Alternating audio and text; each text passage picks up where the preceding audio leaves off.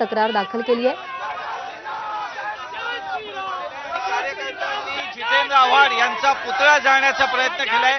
पुतळा जाळण्याचा प्रयत्न करणाऱ्या आंदोलकांना पोलिसांनी ताब्यात घेतलेलं आहे, परंतु इतका वेळ शांततेत सुरू असलेलं हे आंदोलन आता कुठेतरी हिंसक होताना दिसतंय आणि आपण बघू शकतो की कार्यकर्त्यांच्या तीव्र भावना आहेत आणि आता हा निषेध जो आहे तो तीव्र होत चाललेला आहे। जितेंद्र आव्हाड यांनी प्रभू श्रीराम यांच्याबद्दल जे आक्षेपार्ह वक्तव्य केलेलं होतं त्याची रीतसर तक्रार देण्यासाठी आमदार राम कदम यांच्या नेतृत्वाखाली हे सगळे कार्यकर्ते इथं दाखल झाले होते, परंतु आता त्यांनी आव्हाडांचा पुतळा जाळण्याचा प्रयत्न करताच त्यांना पोलिसांनी इथं ताब्यात घेण्याचा प्रयत्न केलेला आहे। आपल्यासोबत हे अनेक जे कार्यकर्ते इथं होत आहेत, आपण त्यांच्याशी बातचीत करून जाणून घेऊया की नेमक्या काय भावना आहेत। आपण बघतोय की आमदार राम कदम सुद्धा इथं आहेत आणि राम कदम हे आता इथं जात आहेत। गप्पा नसते ते खंडन केलं असतं। आज सामनाचे हात कोणी बांधले? का नाही आव्हाडांचा विरोध केला? सरांनी एक दिवसाचा बॅन तुम्ही रिक्वेस्ट केली आहे, मीटवर बॅन ठेवा आणि सगळे अल्कोहोलचे ही आमची मागणी आहे, राम भक्तांची मागणी आहे की एक दिवस दारूबंदी पूर्ण देशभरात आणि मांसबंदी पूर्ण देशभरात एका दिवसासाठी करा। सर आणि शेवटचा प्रश्न, तुम्हाला वाटतं की एफआयआर व्हायला?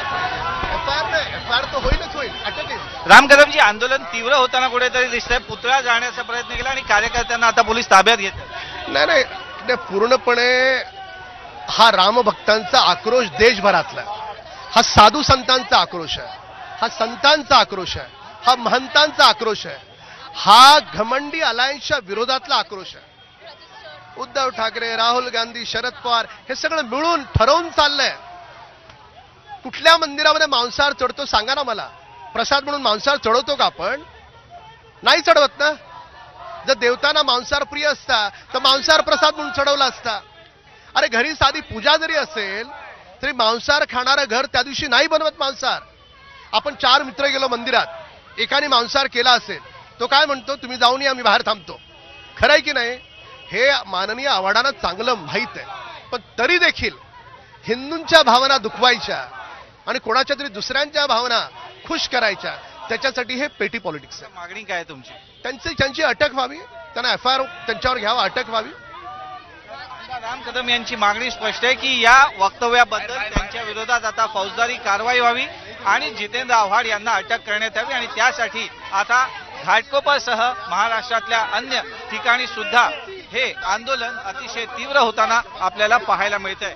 इथं घाटकोपर पोलीस स्टेशनच्या बाहेर आता आमदार राम कदम जे आहेत ते तक्रार नोंदवण्यासाठी आतमध्ये जात आहेत आणि पूर्णपणे ही कायदेशीर प्रक्रिया पोलिसांनी पार पाडावी अशी त्यांची मागणी आहे। कॅमेरामन अरविंद वारगेसह मी राणे, एबीपी माझा, मुंबई। तर जितेंद्र आव्हाड यांच्यावरती कारवाई व्हावी, त्यांना अटक व्हावी अशी मागणी राम कदम यांनी केलेली आहे।